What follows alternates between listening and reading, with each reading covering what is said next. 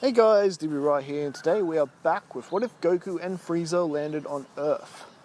The two unlikely best friends of this reality. The adventure continues, and continues right where it left off.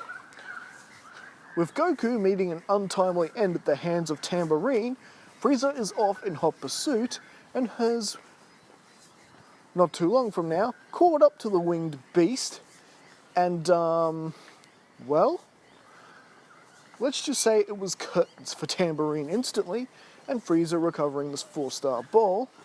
Now, he did take him out right there on the spot, which means, yes, Frieza has no knowledge of King Piccolo yet, so naturally, he's now flown off to rejoin the others. At least they've got one of the Dragon Balls secured so they can wish Goku back. And well, by the time he gets back to the martial arts tournament, Roshi and the others have moved on, and the tournament announcer slash referee slash commentator, whatever his name is, tells them that they've headed back to the island. And essentially, Roshi fills Frieza in on his plan to, well, get payback on, to get rid of King Piccolo, and of course fills him in on who King Piccolo is. Oh boy, sounds like my father again. Just wants to take over everything with no consideration of others. And well, Piccolo has his legions looking for whomever it was that killed Tambourine. He has also sent Symbol to retrieve the Dragon Ball around Yajirobe's neck. And after Symbol fold, King Piccolo took it upon himself to retrieve that ball himself, which means, sorry Yajirobe fans, but bye-bye Yajirobe. He did not stand a chance against King Piccolo. Even Yajirobe being scared and giving the Dragon Ball willingly to King Piccolo, yep, King Piccolo killed him anyway. Because, you know, he does that. In some ways, King Piccolo was more evil than the original Frieza. Anyways, so with that, Roshi's plan is going off exactly like it does in the original, with the exception that he has more backup, being Frieza and Krillin, along with Chaozu and Tien. So, I'm just gonna get... Alright, so that means Team Piccolo and Team Roshi do eventually have their collision. Now the plan is, Roshi and Frieza will be the ones to deal with King Piccolo. Frieza is just to keep King Piccolo distracted enough so Roshi can use the evil containment wave and get rid of him once and for all. But wouldn't Frieza just kill him? Well, yes, probably. But you gotta remember, Roshi is the type who will not kill someone unless he has to. And he expects his students to behave the same way. So, yes, I believe Frieza would control his temper enough. Besides, he's having fun smacking around the guy responsible for killing Goku.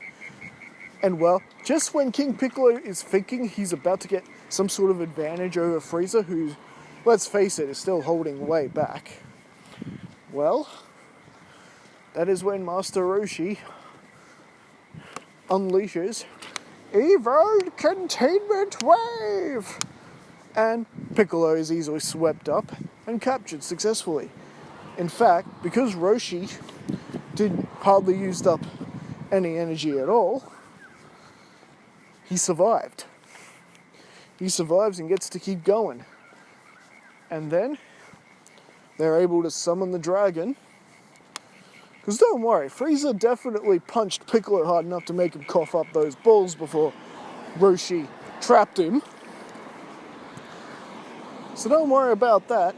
So yep, the Eternal Dragon is summoned, and all of the evil King Piccolo had done in his brief time back in the world was undone, and Goku and Yajirobe are brought back, and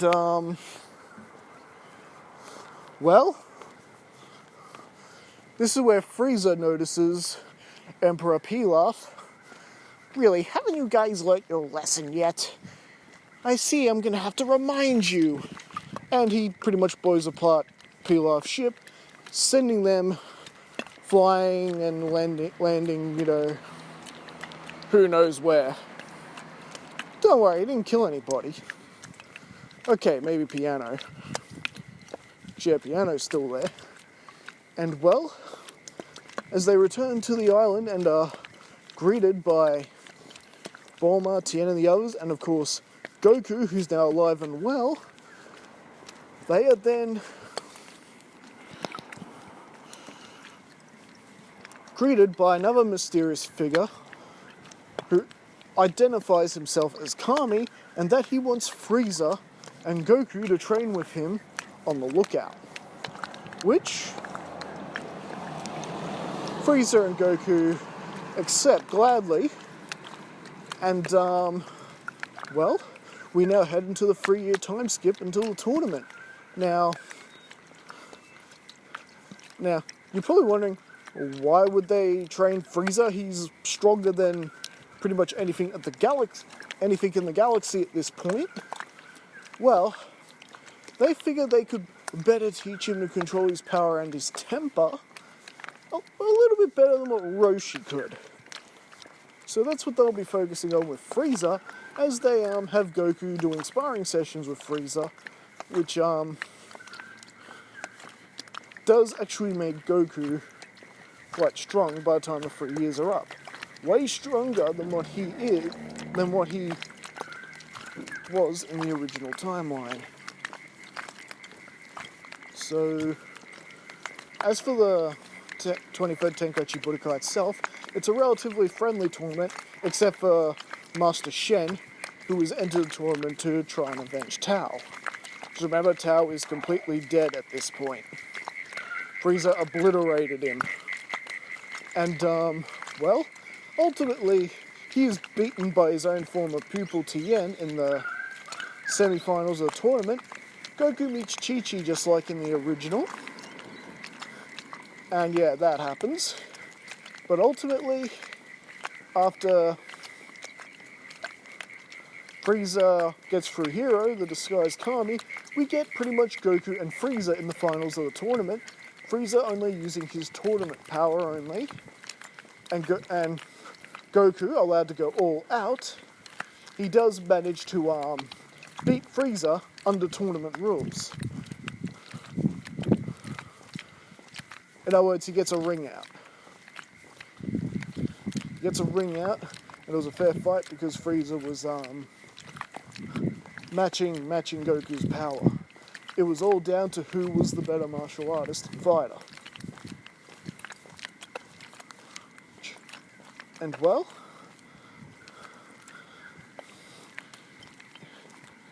so I guess that means we now head into the 5-year time skip, because now Uncle Raditz is about to make his appearance, and Gohan has been born. Now, with Frieza making frequent visits, Gohan is getting quite the education. Remember, Frieza was raised as a briefs in this timeline. And, not to mention, he has all the stuff he learnt from his father when he was under his father's tutelage at the start of the story. So, yes.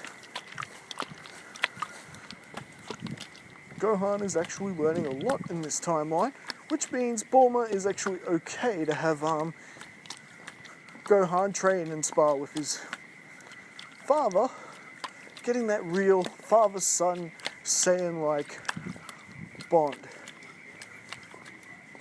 It's best to let him have him out, Chi-Chi. This is how monkeys bond.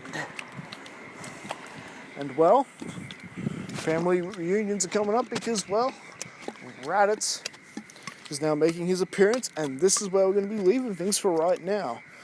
So, what do you guys think? Did you enjoy this part of the story? How are things going to go with Raditz now coming into the picture? And the realization that Frieza is still alive after all these years. All this and more next time as we continue this story.